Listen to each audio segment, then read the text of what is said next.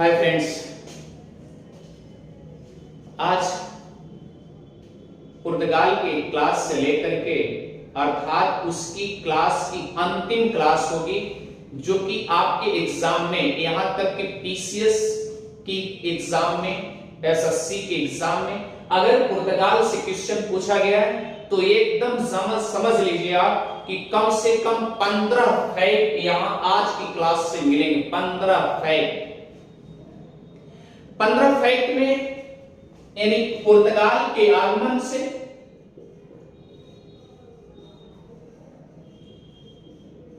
आज की last class है, आज पुर्तगालियों का पतन हो जाएगा। ठीक है प्यारे, तो आप ये सोचिए कि हम दूसरे गवर्नर के रूप में अल्बुकर्क आया था।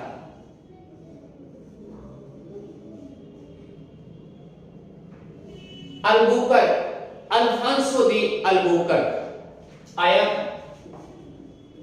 1509 से लेकर के 1515 तक। इन्होंने सती प्रथा का प्रयास किया।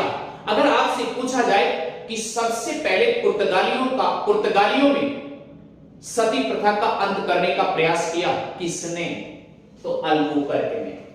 ठीक, और विधवा विवाह यही रणनीति अपनाई और सफल भी हुए। विधवा विवाह रणनीति अल्बुकर्क ने अपनाया और सफल भी हुए, और सफल होने के कारण भारत में जनसंख्या ईसाइयों की ज्यादा हो गई। क्लियर? अब देखिए प्यारे, इसके बाद तीसरे गवर्नर के रूप में फिर याद रखिएगा, इसके पहले 2 बार वास्को डी गामा आ चुका था लेकिन नाविक के रूप में आया था, और इस बार अगर आ रहा है, तीसरी बार आया तो याद रखना प्यारे 1524 में आया और 27 में इसकी मृत्यु हो गई। इसका मतलब जब तीसरी बार आता है तो गवर्नर के रूप में आता है, ये भी याद रखिएगा। यानी 2 बार नाविक के रूप में आता है और तीसरी बार जब प्यारे आता है तो एक गवर्नर के रूप में आता है। और 27 में यानी 24 में आया और वहां कार्यकाल को देखा, उसके बाद ये 27 में मृत्यु हो गई, शमशान घाट चले गए। तो प्यारे आप देखिए, फिर चौथे रूप में अगला आता है कौन, ध्यान दीजिएगा, नीनो डी कुन्हा। नीनो डी कुन्हा ये आता है 1529 से लेकर के 38 तक ये रहता है। बहरहाल हम सन तो बता रहे हैं लेकिन अब सन की जरूरत नहीं है, ये सन हमने बता दिया। आप थोड़ा सा ध्यान दीजिए, बाकी आपको सन की जरूरत नहीं है प्यारे। उसके बाद नीनो डी कुन्हा गवर्नर के रूप में आता है प्यारे। जब ये गवर्नर के रूप में आता है, इसकी छवि देखिए, क्योंकि इसके पहले अल्बुकर्क ने 1510 में बीजापुर के शासक से, अर्थात बीजापुर के शासक कौन थे, अब्दुल आदिल शाह थे।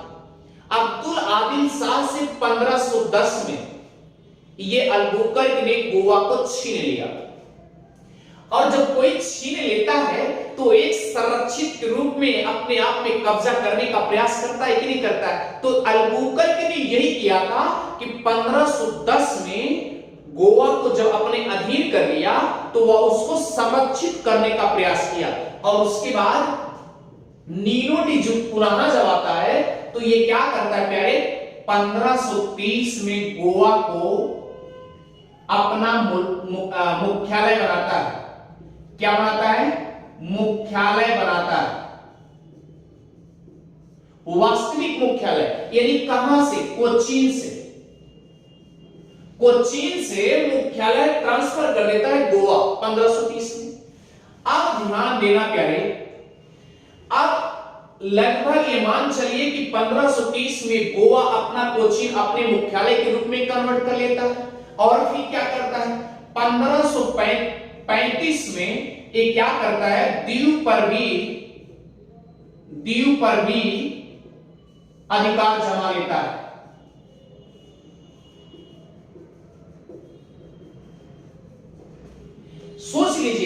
बड़ी भरकम के साथ यानी गोवा को मुख्यालय बना लिया। उसके बाद 1535 में दीव पर भी अपना अधिकार जमा लिया।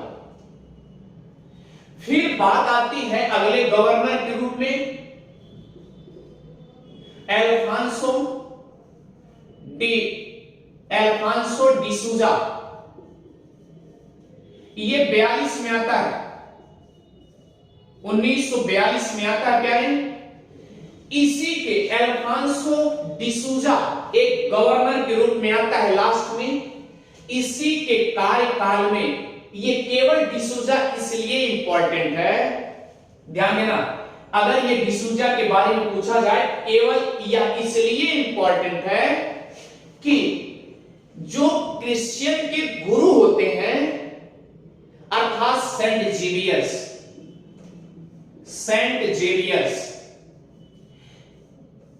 ये भैया अल्फांसो डिसूजा के कार्यकाल में क्रिश्चियन के जो गुरु थे सेंट जेवियर्स वही पधार दिए, यानी इसी के कार्यकाल में वो आए। अगर आपसे पूछा जाए कि क्रिश्चियन अर्थात ईसाइयों के जो गुरु थे किस गवर्नर के कार्यकाल में आए थे, तो याद रखना अल्फांसो डिसूजा के कार्यकाल में आए थे। यहां तक बात समझ आ गई। दूसरी बात यह है कि अल्फांसो डिसूजा क्या करता है, ध्यान दीजिएगा। अल्फांसो डिसूजा, आप ये सोचिए जो कन्याकुमारी के पास में आडमपुल अर्थात रामेश्वरम, आडमपुल के पास में जितने मछुआरे हैं उसको भी जा करके प्रेरित करता है, कहता है कि आप ईसाई बन जाओ, ईसाई धर्म अपना लो, ठीक है। और ये भी पूछने का प्रयास किया कि विधवा से हम शादी कर लेंगे, हमारे पुर्तगालियों से विधवाएं शादी कर सकती, यानी कहने का मतलब एकदम वही एकदम खुरापात उतर चुके थे। फिर देखो फिर क्या होता है, अल्फांसो डिसूजा इसके कार्यकाल में ईसाइयों के गुरु कौन थे, सेंट जेवियर्स, ये पधार दिए, इनके कार्यकाल में आ गए प्यारे। तो अब देखिए हमने आपसे कहा कि आडमपुल जो है रामेश्वरम कन्याकुमारी के पास में, तो याद रखना वहां के इर्द गिर्द में जितने मछुआरे थे सबको ईसाई धर्म करने का लिए फोर्स किए थे डिसूजा जी। यहां तक किसी कोई आपत्ति नहीं, ठीक है प्यारे। अब आगे देखिए, अब इसको मिटा दे रहे हैं, अब कुछ नहीं करना प्यारे।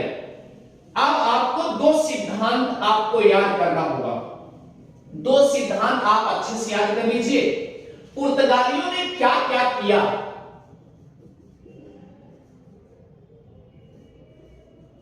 पुर्तगालियों ने क्या क्या किया, एक कर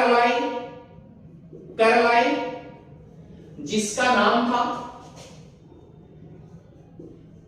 कार्टेस आर्मेडा, जिसका क्या नाम था, कार्टेस आर्मेडा। कार्टेस आर्मेडा यह एक कर के रूप में था, कर के रूप में था। अब इसका वसूल क्या था, पुर्तगालियों ने क्या किया, इसका वसूल था कि जो कार्टेस आर्मेडा लाए हैं इनका एक ही फंडा था कि जितनी नाव अरब सागर और हिंद महासागर पे चल रही हैं सब के सब बिना लाइसेंस, एक प्रकार से लाइसेंस अर्थात परिचय पत्र, आप ये समझिए एक पत्र के रूप में उनके पास लाइसेंस होना जरूरी। और अगर लाइसेंस है तो अभी आप जा सकते हैं, लेकिन एक शर्त यह भी है कि आपको कर देना ही पड़ेगा। यहां तक कि अकबर भी परमिशन लेता था, लेकिन अकबर से कर के रूप में कुछ नहीं लेता था, लेकिन उसके पास भी परमिशन लेने आता था अकबर भी, मुगल शासक। अब सोच लीजिए पुर्तगालियों से परमिशन लेने आते थे, इतना दबदबा जमा लिए थे, तो प्यारे हुआ क्या, तो आपसे अगर पूछा जाए कार्टेस आर्मेडा क्या है, तो याद रखना कार्टेस आर्मेडा केवल नाव यानी हिंद महासागर अरब सागर में जितनी नाव चल रही हैं सबका कर देना और परिचय पत्र लेना, दिखाना, इसी का वसूल था। यही एक कर के रूप में कार्टेज आर्मेडा लागू किया गया था। अब प्रश्न उठता है पुर्तगाल की देन क्या है? देन क्या क्या दिए? तो गन्ना,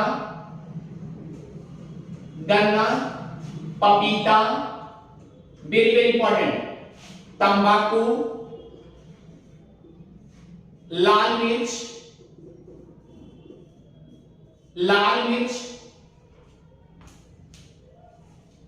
ध्यान दीजिएगा, लाल मिर्च। और याद रखना प्यारे, 1556 में गोवा में प्रिंटिंग प्रेस, पहला प्रिंटिंग प्रेस, गोवा में पहला प्रिंटिंग प्रेस स्थापित करना। अगर आपसे पूछा जाए कि प्रिंटिंग प्रेस स्थापित करने का श्रेय किसको है, तो पुर्तगालियों को, यानी पहला प्रिंटिंग प्रेस गोवा में स्थापित किया गया। अच्छा ठीक, गन्ना, पपीता, तंबाकू, लाल मिर्च, ये सब इन्हीं की देन थी। प्यारे ध्यान दीजिए। फिर उसके बाद एक है कला, यानी कि गोवा में जितनी इमारतें थी, मुख्यालय, ये समझिए कि एक ऐसी स्थापत्य कला थी, जैसे आपने देखा होगा ऐसे खड़े होते हैं ना, कैसी चित्र बनता है, यानी कि जो भी जितने मकान बने थे ऐसा इस तरीके से वहां पर एक मूर्ति जैसे दर्शा देते थे, उसको कहते थे गोथिक स्थापत्य कला। गोथिक स्थापत्य कला। तो याद रखना, ये पुर्तगालियों की देन है, गोथिक स्थापत्य कला, अर्थात ये भवन निर्माण से संबंधित है,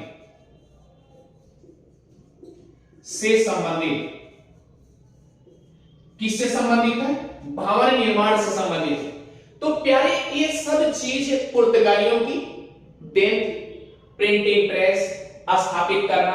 और दूसरी बात, पुर्तगाली जो है,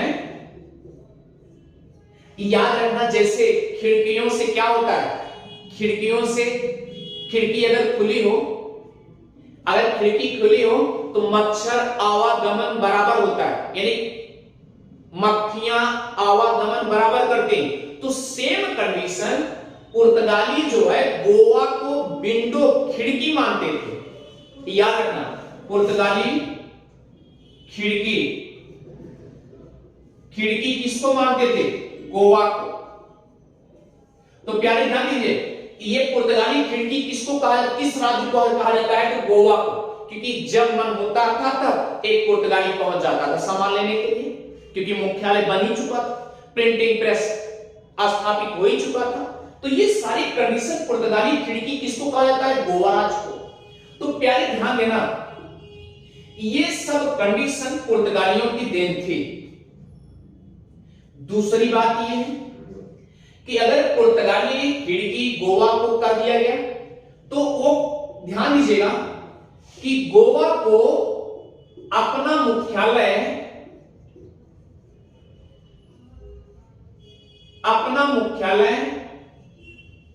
के रूप में गोथिक स्थापत्य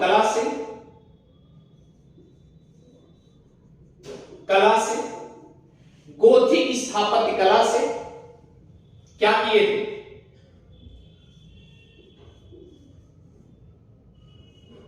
खिड़की बनवाया था। यानी कि गोथिक स्थापत्य जितनी खिड़कियां थी उस पे जंगले के प्रयोग नहीं किए गए, जंगले का प्रयोग नहीं किया, यानी जितनी भवन निर्माण किए जंगले का प्रयोग नहीं, बस एक सी मूर्ति एक खड़ी कर देते थे, यानी थोड़ा सा इधर खुला, इस तरीके से क्या हुआ। और देखिए ध्यान से, ये नव निर्माण नाव भी करते थे, नाव का नव निर्माण, यानी कि नाव भी इन्हीं की देन है, सुसज्जित नाव। और दूसरा ध्यान देना, इनके पतन का एक ही कारण है, एक क्या दो चार कारण समझिए, कि कार्टेज आर्मेडा पर सबसे ज्यादा कर लेना और जबरदस्ती भारतीय स्त्रियों को ईसाई धर्म में कन्वर्ट करना, अर्थात दहेज प्रथा, क्या नाम है, विधवा विवाह। तो ये सब जबरदस्ती करवाते थे, तो ऐसी कंडीशन में इनका पतन का मेन कारण हो गया। और दूसरी बात ये है, स्पेन जो है इस पे दबदबा भी जमा लिया, ध्यान देना प्यारे। और जब दबदबा जमा लिया, कोई दबदबा जमा ले तो दूसरे खदेड़ने का प्रयास करेगा। तो सेम कंडीशन यही हुआ कि अगर ये सब कर ना लगाए होते, किसी को मार धाड़ ना किए होते, और क्या नाम है, ये अपने आप को ये समझते थे कि ध्यान देना कि जैसे ब्राजील है उसी तरीके से इसको भी उपनिवेश बनाना चाहते थे। ठीक है प्यारे, तो इसी तरीके से इनका अंत भी हो जाता है। ये आपको फैक्ट टू फैक्ट समझ में आ गया होगा। यानी ये सब आपको हमने आपसे बताया, कम से कम 15 क्वेश्चन आपके फैक्ट टू फैक्ट हैं। ठीक है प्यारे, आपको अच्छे से समझ में आया होगा। और अगर आपको समझ में अच्छे से आया है तो आप विनोद जीएस गुरु चैनल को सब्सक्राइब करना और शेयर करना कभी ना भूलें। आप सब्सक्राइब करते रहिए, शेयर करते रहिए। और मैं आपसे उम्मीद यही करता हूं कि जिस दिन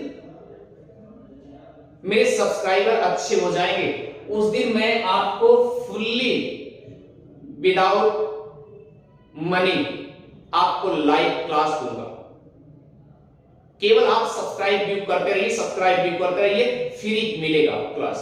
लेकिन प्यारे, आप सब्सक्राइब जितने करेंगे उतनी जल्दी हमारा हाईलाइट होगा।